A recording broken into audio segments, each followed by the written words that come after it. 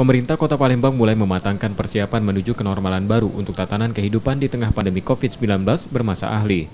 Saat ini Kota Palembang masih menjalankan masa pembatasan sosial berskala besar tahap 2 hingga 17 Juni 2020. Pelaksanaan PSBB akan dievaluasi dengan melihat adanya penurunan grafik penularan kasus positif COVID-19 atau sebaliknya. Jika PSBB dianggap berhasil, status PSBB akan dicabut dan berlanjut pada protokol kenormalan baru. Kita pantau dulu, kita evaluasi dulu PSBB kita yang sekarang kita godok, kita jalani ya.